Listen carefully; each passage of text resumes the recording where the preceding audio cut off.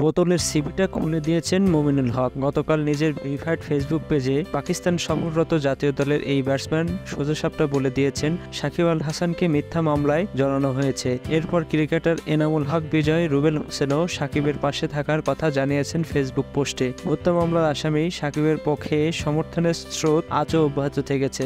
রাওয়ালপিন্ডি টেস্টের দ্বিতীয় ইনিংসে 191 রানের ইনিংস খেলে বাংলাদেশের 10 উইকেটের জয়ে man of the match Mushfiqur রহিমও চুপ থাকেননি। আজ নিজের ভেরিফাইড ফেসবুক পেজে তিনি লিখেছেন, সাকিবকে বাঁহাতি স্পিনার হিসেবে সর্বাধিক উইকেট নেওয়ার রেকর্ড করার জন্য অভিনন্দন। আমি অনেকবার বলেছি এবং আবারও বলছি যে সাকিবের মতো একজন চ্যাম্পিয়নের সঙ্গে খেলতে পেরে আমি গর্বিত।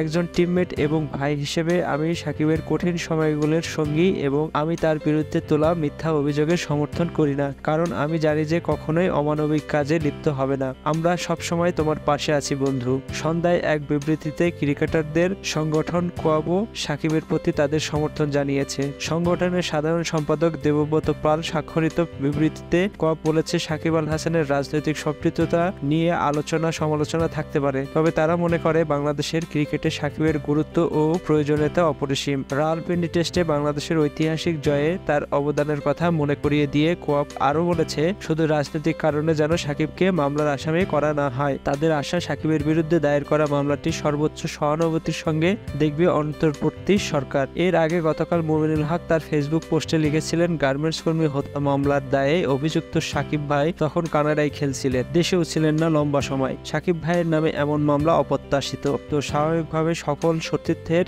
সাপোর্ট পাচ্ছেন সাকিব আল হাসান। তো দ্বিতীয় টেস্টে তার খেলা প্রায় নিশ্চিত বলেই মনে হচ্ছে এখন।